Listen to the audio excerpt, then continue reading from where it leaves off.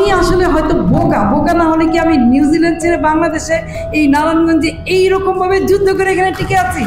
আমরা বিজ্ঞ আদালতে বলছি যে মেয়র আইভি শুধু নারায়ণগঞ্জ না, সারা বাংলাদেশে একজন আলোকিত মহিলা। ইতিমধ্যে মেয়র আইভির বিরুদ্ধে কেউ দুর্নীতির অভিযোগ আনতে পারেনি। দেশের রাজনৈতিক অঙ্গনে ফের চাঞ্চল্য। গ্রেফতার হয়েছেন সাবেক মেয়র ও আওয়ামী লীগের শীর্ষস্থানীয় নেত্রী ডাক্তার সেলিনা হায়াৎ আইভি। একাধিক সূত্র নিশ্চিত করেছে যে তাকে সম্প্রতি রাজধানী ঢাকার একটি বাসা থেকে আইনশৃঙ্খলা রক্ষাকারী বাহিনী গ্রেফতার করে। আইভি দীর্ঘদিন ধরে শেখ হাসিনার ঘনিষ্ঠ রাজনৈতিক সহচর হিসেবে পরিচিত ছিলেন। আওয়ামী লীগ সরকারের আমলে তিনি ব্যাপক উন্নয়ন কর্মকাণ্ড পরিচালনা করেন, তবে সমালোচকদের মতে তার শাসনকাল ছিল ফ্যাসিবাদী আচরণে পরিপূর্ণ।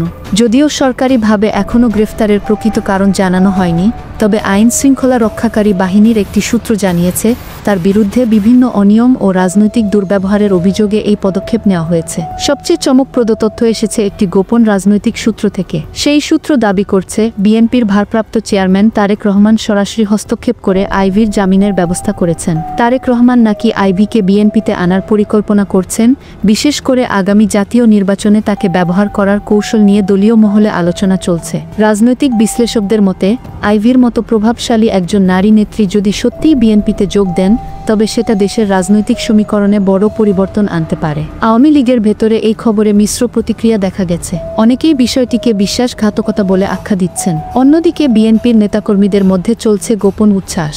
এই মুহূর্তে দেশের রাজনৈতিক পরিস্থিতি অত্যন্ত জটিল ও সংবেদনশীল। সাবেক মেয়র আইভির ভবিষ্যৎ রাজনৈতিক অবস্থান ও বিএনপিতে তার সম্ভাব্য যোগদান নিয়ে আগামী দিনগুলোতে আরও নাটকীয় মোড় নেওয়ার আশঙ্কা করছেন সংশ্লিষ্টরা। রাজনীতি মানেই চমক, আর বাংলাদেশে সেই চমকের অভাব নেই। সাবেক মেয়র আইভিকে ঘিরে যেসব তথ্য উঠে আসছে তা শুধু বর্তমান নয়, ভবিষ্যতের রাজনৈতিক চিত্রকেও বদলে দিতে পারে। এখন দেখার বিষয়, আইভি কি সত্যিই বিএনপির রাজনীতিতে সক্রিয় ভূমিকা নিতে যাচ্ছেন, নাকি এ কেবলই রাজনৈতিক গেমপ্লের অংশ।